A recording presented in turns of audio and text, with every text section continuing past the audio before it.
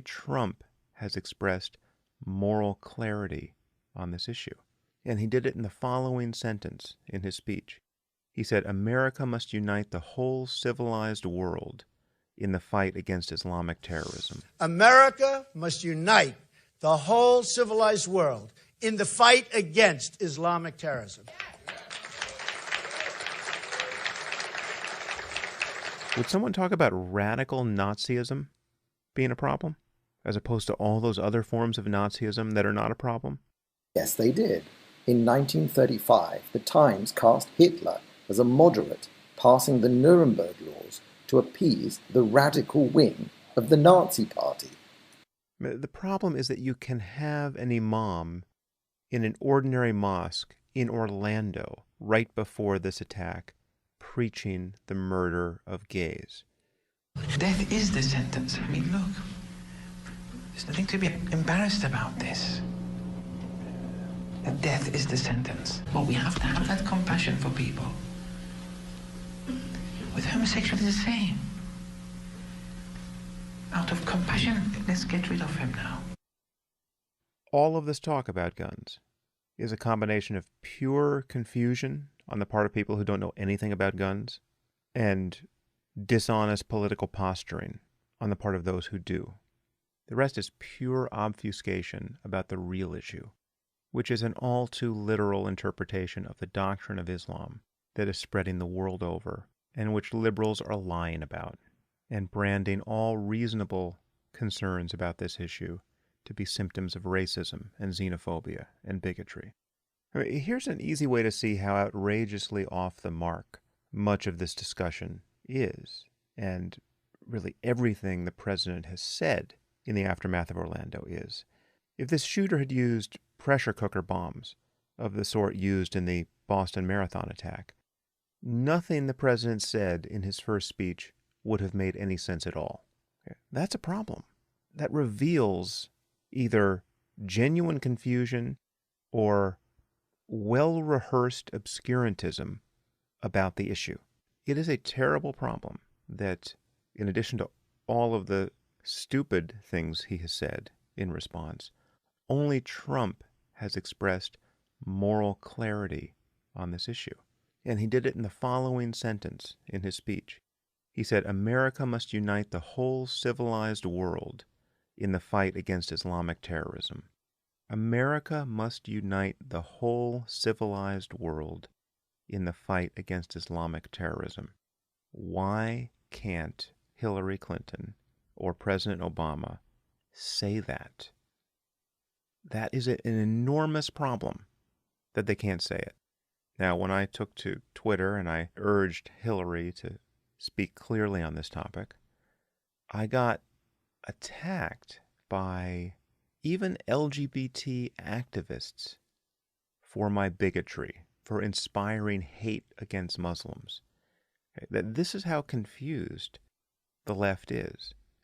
Just a few hours after this news broke, LGBT activists were so allergic to having someone name the belief system that had just produced a massacre in their community that they lashed out against me as a bigot, rather than lash out against the people who won't name the belief system that at this moment is doing more than any other on earth to target gays and to force them into hiding. The left is so confused on this topic. I honestly think that it would be possible to find someone in an orange jumpsuit about to get his head cut off who, with his last words, would complain about Islamophobia. I mean, literally a bad right-wing cartoon is possible in the real world now, given the moral confusion we're dealing with. And the confusion is the direct result of the words we use. And much of this confusion has been consciously engineered by obscurantists. A word like Islamophobia was invented to spread confusion. And now we have a president and a press who use it completely unselfconsciously. Now, the president just gave a speech. It ended like 5 minutes ago. pushing back against this complaint about his not honestly naming the problem to be radical Islam. And Hillary Clinton has done the same thing. She's reluctantly talked in the last few days about radical Islamism and radical jihadism. She said, fine, I'll say it, radical Islamism, radical jihadism, but it doesn't matter what you call it, it matters what you do. And the president took the same line in his speech. And they both claim that anyone who cares about the words we use here is just engaged in a semantic game and empty politicking. This really is infuriatingly dishonest. If it matters that you think clearly about a problem, if it matters that you understand what the problem is, then the words you use matter, because we think and understand with concepts. Take Hillary's recent utterances, radical jihadism, radical Islamism. Does she think there is a non-radical form of Islamism or jihadism? Does she think that? Either she's confused, or in yet another tortured instance of political correctness, she's trying to do anything she can to avoid saying the word Islam. This isn't semantics. This matters. Would someone talk about radical Nazism being a problem, as opposed to all those other forms of Nazism that are not a problem? Okay. And the president in his speech was, again, this is a very difficult thing to criticize, because 99% of smart people who watched that speech, who are not well attuned to this issue, will think he was brilliant. He held the moral high ground. He smashed the demagogue, xenophobe, racist Trump, right? Here's finally there's a grown-up who's talking sense. And you should watch Obama's speech that he gave today, Tuesday. This, I think, is his second speech in response to Orlando. He's obviously a much better speaker than Trump is, but his speech was incredibly dishonest and sanctimonious and bullying, frankly. He said that ISIS, and he won't call them ISIS, he calls them ISIL, they're not religious. They're perverting a great religion. They're distorting a great religion. I understand why someone may think it's pragmatic to talk that way, but if in fact we need to talk that way, otherwise we're going to produce millions of radicals who think that their religion needs to be defended against the West, that is a statement of a terrifying problem that we need to be thinking about clearly. But otherwise, this is just a lie. The problem is deeper than that. The problem is an all too plausible interpretation of Islam, the great religion, is yielding this behavior for reasons that are not in the least bit mysterious. The problem is that you can have an imam in an ordinary mosque in Orlando right before this attack preaching the murder of gays, which in fact happened, right? This video is now circulating. And you lie about this reality at your peril. Politically, yes, but in every other way. But to continue to obfuscate this issue is simply preparing the ground for ISIS to have a vote in our presidential election. It matters that this is the sort of thing Hillary emphasizes in the immediate aftermath of Orlando. Rather than talk about jihad or Islamism, she says things like this: inflammatory anti-Muslim rhetoric hurts the vast majority of Muslims who love freedom and hate terror. It's no coincidence that hate crimes against American Muslims and mosques tripled after Paris and San Bernardino. Islamophobia goes against everything we stand for as a nation, founded on freedom of religion, and it plays right into the terrorists' hands. This is something she can talk about, right? But if you dig into these sentences, you just find moral confusion, half-truths, and lies. Okay, great. Hate crimes against American Muslims tripled after Paris and San Bernardino? Well, if they tripled, they are still less than hate crimes against Jews in America, which scarcely occur. And they're almost all property crimes. And many of these hate crimes against Muslims, things that are getting categorized as hate crimes against Muslims, are getting categorized by groups like CARE that are just making up hate crimes when these are ordinary crimes. She uses the word Islamophobia without any problem, right? A term of propaganda meant to stifle a conversation about the need for reform within Islam. Okay, Islam has a problem that we have to talk about. And the word Islamophobia is thrown up to stop that conversation. A phobia is an irrational fear. Is it irrational to be worried more about Islam at this moment than about Mormonism? And then this final claim that it plays right into the terrorist's hands. This is the narrative that I've talked about on the podcast. The idea that if we focus on Islam in any overt way, we will drive more Muslims into the hands of the theocrats, right? More Muslims will support a group like ISIS than would have otherwise if we speak honestly about the ideology that is delivering us this mayhem.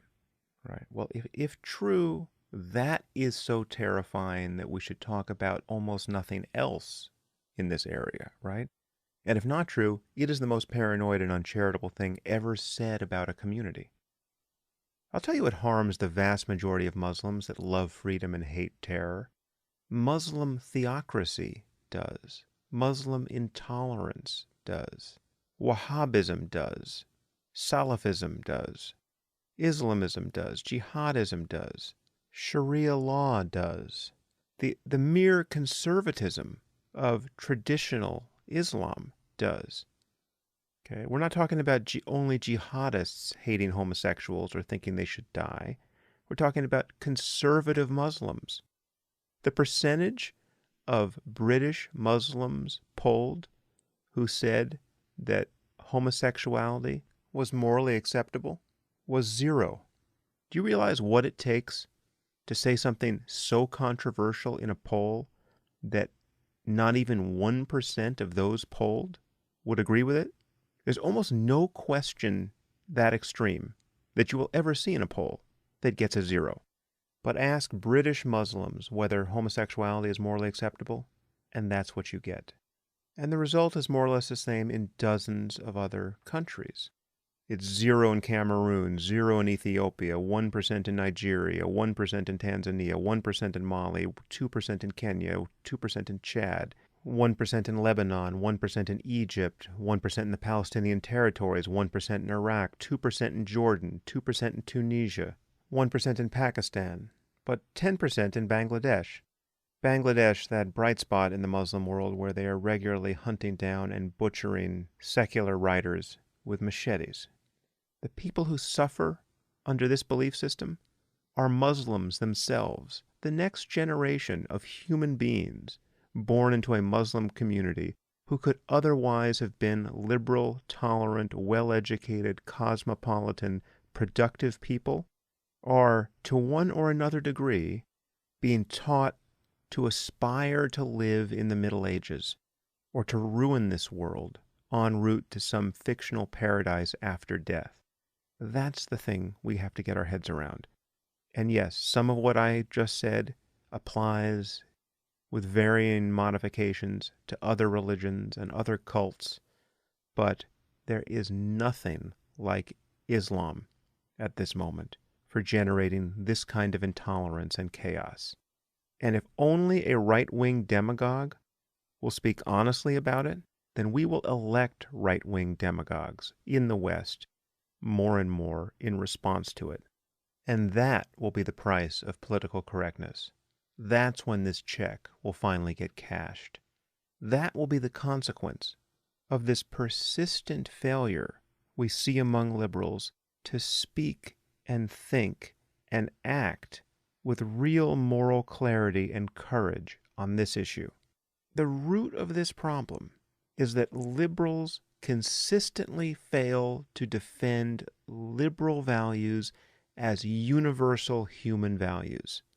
Their political correctness, their multiculturalism, their moral relativism has led them to rush to the defense of theocrats and to abandon the victims of theocracy, and to vilify anyone who calls out this hypocrisy for what it is as a bigot. And to be clear, right, and this is what liberals can't seem to get, is that speaking honestly about the ideas that inspire Islamism and jihadism, beliefs about martyrdom and apostasy and blasphemy and paradise and honor and women, right, is not an expression of hatred for Muslims. It is, in fact, the only way to support the embattled people in the Muslim community, the reformers and the liberals and the secularists and the freethinkers and the gays and the Shia in Sunni majority contexts and Sufis and Ahmadis and, as Majid Nawaz puts it, the minorities within the minority who are living under the shadow and sword, rather often, of theocracy. Now, as you know, I've long been worried that political correctness on the topic of Islam would produce a reactionary, nativist, and even fascist backlash in the West. And while I didn't foresee the migrant crisis in Europe or the preposterous candidacy of Donald Trump, the way these events have kindled xenophobia and racism has been totally unsurprising. And this transformation of our country is unfolding with each news cycle. The words we use matter here because in place of conceptual clarity and moral courage, what we are getting from the left is just sanctimony and charges of bigotry against people who are not bigots, who are anything but bigots. And here I'm not talking about Trump. I'm talking about the millions of people who may yet be tempted to vote for him because their common sense is being demonized and defied at every turn on this issue. And this leaves everyone who is appropriately worried about jihadism and stealth theocracy and the way in which our freedom of speech is already being abridged by the, quote, religious sensitivity of a single community the world over. It leaves these people with nowhere to turn but toward the right, okay, toward their own bullies and even theocrats. And this is happening across Europe, and it is happening in the U.S., and Trump's candidacy is a clear expression of this. And it would be so easy for Clinton to steal the ground from under him by just talking honestly about this. And not only would she be making her candidacy stronger and thereby blocking the path of a dangerous incompetent toward the White House, she would be supporting the very people in the Muslim community who are struggling to do the work of reform.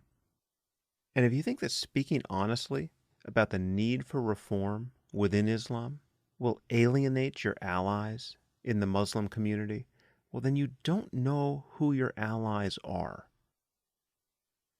Okay, well, sorry if that bored you to death, but unfortunately, as I've said before, this is the big story of our time, and it is preempting all the other stories that should be the big stories of our time. All of the other problems in the world that we could be thinking about and trying to solve, all the other creative projects we could be focused on, all the ways in which we might strive to make the world beautiful and a better place to live, all of those things are being preempted by what will almost certainly be a multi-generational effort to contain the religious stupidity and triumphalism of radical Islam. Let's get our terms right, at the very least.